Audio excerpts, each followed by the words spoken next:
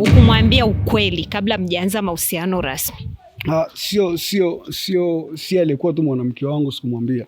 Hata mtu yeyote mimi nakutana naye siwezi kumwambia from nowhere eti mimi ni msanii kama nijui. Namwacha surprise mwenyewe, wewe ni msanii, kwa sababu kuna namna, yani mapokezi aliyokupokea leo, amini, aliyekupokea yeye mapokezi yake leo na kesho atakuwa tofauti. Sasa hiyo mimi naingia kwenye naishi naye tayari, naishi naye akiwa na ujauzito kwa mwezi mmoja.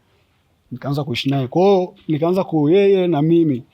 Tukaja yeye na mimi na mtoto. So majukumu yanakuwa mengi. Kwa hiyo je, unapenda kuwashauri nini hawa wanawake ambao wameolewa na wasanii kama wewe?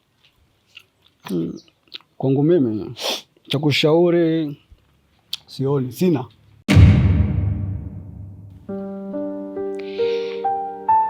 Tukiangalia katika swala zima la wasanii, jamii kama jamii tunatambua kwamba wasanii huwa wanafanya mziki, lakini kwenye swala la kuoa inakuwa ni changamoto kidogo. Wewe kwa upande wako hili limekaaje? Unajua msanii, unaposikia msanii unahisi labda usanii ni uuni au usanii ni uchafu au usanii una uchafu ndani yake. Usanii uko hivi, usanii ni kazi kama hivyo. Umekuja tunafanya interview, hii ni kazi yako. Sasa mimi usanii ni kazi. Usanii au uhusiani na maisha ya kuoa, kusema eti saizi uogope kuolewa na msanii eti kisa atakuacha. No. Msanii ni binadamu kama wewe. Ana uwezo wa kuoa, ndio maana unaona wanafunga mpaka harusi kubwa mamilioni 200, 300, 500 mtu anaenda kwenye harusi kwa sababu anajua kabisa ni binadamu kama mimi na muoa binadamu kama mimi. Basi utofauti unakuja tu pale tumechukuliwa tofauti kidogo kwenye jamii. Sisi tunaonekana uuni sana kwa sababu labda mavazi, muonekano kiujumla, yani mtu akiangalia tu ile, unajua mfano mimi hivi nikitokea hivi mtu kiangalia maybe tattoos, unajua kabisa muuni. Lakini kwangu mimi ni urembo kwenye sanaa yangu. Na pia ni sio tu urembo, zina maana. Ukikuta mtu labda ana tattoo kama hivi, ni ukumbusho ambao hawezi kusahau. Lazima afanye kitu kama hicho. Kwa hiyo sioni kama kuna uuni ndani yake kwenye kuoa msanii. Wasituchukulie hivyo. Tuko sawa kama binadamu wengine. Yeah. Je, kuna changamoto yoyote ambayo yani wasanii wanapitia, yani kufanya kazi ya usanii pamoja na kuendesha familia? Kuna changamoto yoyote? Changamoto ni kubwa kwa mtu kama mimi ambaye tayari nimeshaishi kwenye maisha. Changamoto ni kubwa. Mimi nilikuwa naishi maisha, alafu ni maisha ambayo lazima uyatengeneze mwenyewe before hujamuingiza mwanamke kuwa karibu yako sana. Karibu kivipi? Tayari wewe rafiki yako mnaishi nyumba moja na wala kitanda kimoja kama hivi. Sasa lazima umpe kitu kama, nikwambie, ni akufahamu kwa maneno. Mfano labda mimi nilikuja mimi alikuwa mke wangu, acha nitumie tu hiyo, sorry, alikuwa mke wangu, atanisamea, alikuwa mke wangu, alinifahamu mimi kwanza, ndo akaja kufahamu nafanya muziki. Tena ni aliambiwa na baadhi ya majirani zake, unajua mtu fulani ni msanii, ndo akamuonyesha nyimbo, akaenda kuchukua flash nini, akaweka nyimbo kwao, akanisurprise na mimi hivyo hivyo. So kuna maisha pia lazima yajue bana, huu ni msanii, unatakiwa muda huu, kuna muda wa studio, kuna muda wa labda wa show, kuna muda wa kukutana na wenzake, kuna muda kwenda kufanya mazoezi, kuna muda mimi natakiwa nikae nitulie niandike. Unajua ukikaa ukatulia ukaandika unapata kitu kizuri, sawa? Kuna ile sio nikwambie nini ili unielewe, lakini lazima kufahamu ili impe uhuru. Leo na kesho akisikia Chomi ameenda kwenye show, anajua yes, Chomi yuko kwenye show, ushahidi upo. Kuna interview watu wanaona unafanya interview uko kwenye show, kuna unaposti, ushahidi upo. Yeah. Je, kwa nini wewe uliamua kufanya siri wakati mnaanza mahusiano yenu na kati kila kitu kinatakiwa kiwe wazi? Kwa mfano kama hivyo ulivyosema kwamba kuna muda unatakiwa ukienda kwenye show lazima mwenzi wako nawe awe anajua, awe ana taarifa. Kwa nini wewe uliamua kufanya siri? Ukumwambia ukweli kabla mjaanza mahusiano rasmi? Sio alikuwa tu mwanamke wangu sikumwambia. Hata mtu yeyote mimi nakutana naye siwezi kumwambia from nowhere eti mimi ni msanii kama hivi. namwacha surprise mwenyewe. Wewe ni msanii, kwa sababu kuna namna, yani mapokezi aliyokupokea leo, amini, aliyekupokea mapokezi yake leo na kesho itakuwa tofauti, kwa sababu ataweza kuchukulia like jamaa wa kawaida, unajua. Sasa akija leo akikuta leo umepigwa kwenye channel fulani, umesikilizwa kwenye radio fulani, sijui account fulani, sijui post nini, kuna heshima fulani lazima kutengeneze. So huyo tu, kwa mimi watu wengi napenda kuwaficha, wanakuja kunijua baadaye. Tena wanaweza kanijua ukiwa umeniita. Wakati ulipokuwa na mke wako na wakati wa sasa, je, ni kipindi gani ambacho unafanya mziki vizuri zaidi? Sio kwangu tu. Nadhani ni kwa msanii yoyote ambaye anajitafuta kama mimi. Lazima atakuwa na hii hali akiwa kwenye familia. Cha kwanza, majukumu yanazidi. Kumbuka ulikuwa unajilisha mwenyewe, unajipatisha mwenyewe. Sawa. Sasa hiyo mimi naingia kwenye naishi naye tayari, naishi naye ikiwa na ujauzito kwa mwezi mmoja. Nikaanza kuishi naye. Kwa hiyo nikaanza yeye na mimi. Tukaja yeye na mimi na mtoto. So majukumu yanakuwa mengi. Kwa hiyo kuna ile bana, mimi kwa mwaka nilikuwa nafanya nyimbo 3. Unazipunguza. Kana majukumu ambayo tayari amesha kukabili. Labda 3 unatoa pale moja, au unafanya ngoma 2, moja audio moja video. Sasa kwa saizi naweza kusema siwezi kusema chochote, kwa sababu ndio kwanza sina muda kwanza, tumetengana mimi na yeye. Sina muda sasa hivi, labda na mwezi mmoja. Siwezi kusema chochote kwa sababu bado sijajua. Tuna mwezi mpaka sasa hivi. Huenda Mungu akafanya tena karudi, lakini sijui. Lakini ila kuna ugumu na sasa hivi kuna free fulani na upata. Yes. Ufina upata na uwezo kwenda sasa hivi nikakaa studio mpaka saa 6 saa 7, lakini mwanzo ukai mpaka saa 4. Saa 4 amenuna. Sasa hivi narudi mpaka saa 6 saa 7 saa 8. Nafanya vitu. Kwa kuna free fulani ndani yake. Ila sijaupenda ule free, maana sikutaka. Hali nishazoea kuna maisha fulani, lakini imenibidi niishie. Unapenda kuwashauri nini wasanii kama wewe ambao wao wamebarikiwa kuishi na wenzi wao? Unapenda kuwashauri nini wenzi wao, yani kupitia kazi ya waume zao wanazozifanya?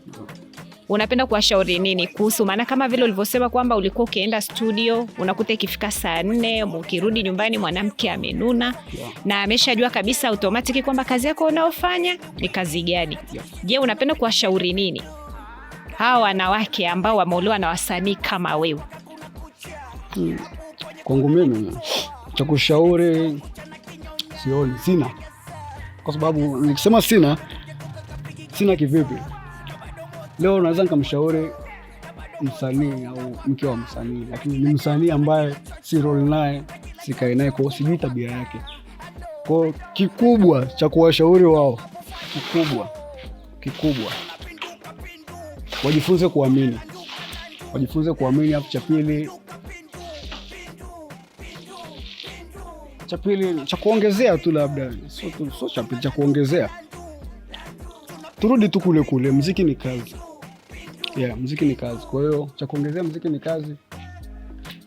Amwachie, ampe muda ili wapate kula, lazima afanye kazi. Ila sina cha kushauri sana. Sina.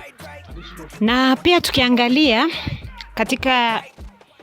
katika sekta ya usanii kwamba wasanii wengi wamekuwa wakijengeana bifu ambazo hazina maana. Je, zile bifu zinakuwa zinajenga au zinabomoa? Na pia hizo bifu huwa zinasababishwa na nini? Zinatokana na nini? Kuna bifu ya kimaendeleo. Na bifu nzuri ni bifu ya kimaendeleo kwangu mimi. Bifu nzuri ni bifu ya kimaendeleo.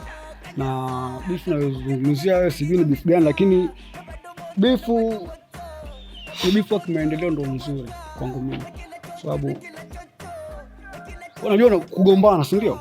Kugombana kunatokana na nini? Labda kwenye tukiongelea crew mshaka hata miaka 2 3 4 Pisco amegombana, tunaona wale ni mapacha, wale ni mapacha na wametengana, wamerudi, unajua bado sio zile kazi nzuri walizokuwa wanazofanya mwanzo zikawa zina mvuto kama tulivyokuwa tumewazoea. So ifu inatengenezwa mara mbili, pesa katikati na nichenchede pisi kidogo.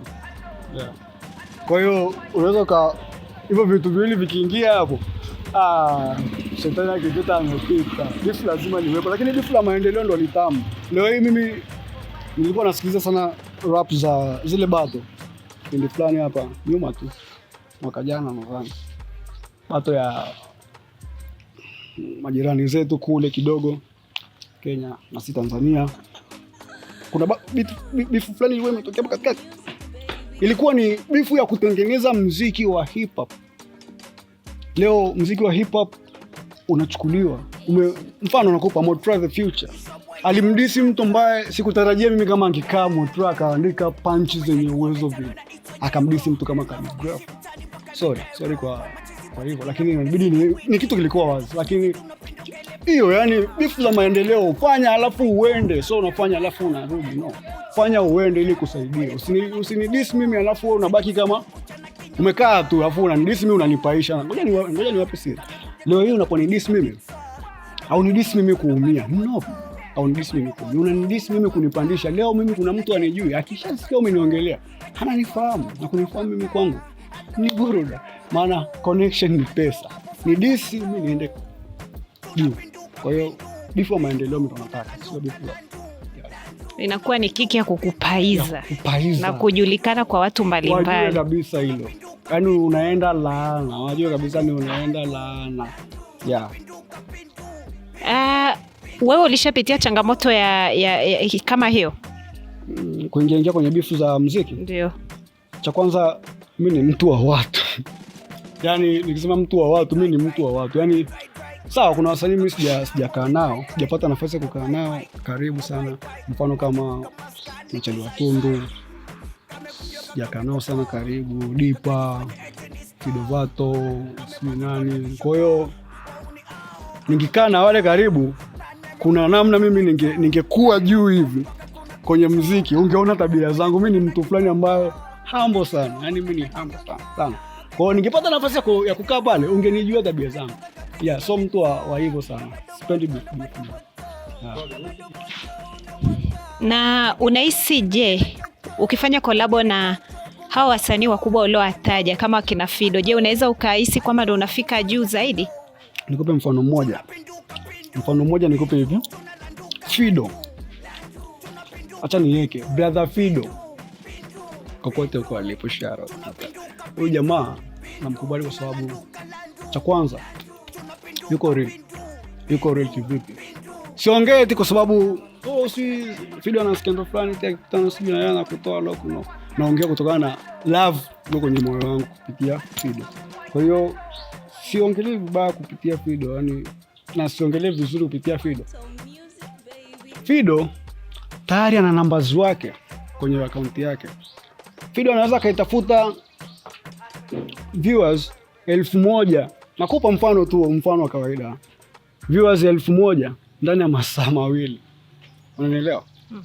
1000 ndani ya masaa mawili. Hiyo ni yani au dakika 5 au dakika 2. Sawa? Mimi 1000 naweza ngetafuta kwa mwezi mmoja. Kwa nini? Tunarudi pale. Yule tayari amekuzidi. Yuko juu yako. Ameshakuwa msanii mkubwa. Yeah. Kubali kufanya naye ili akusaidie uende. Mimi mwenyewe na hamu nifanye kazi na msanii yoyote. So tu, yani so wewe ndo wataja, so hao ndo wataja tu. Zaidi na zaidi. Sababu nahitaji kuendelea.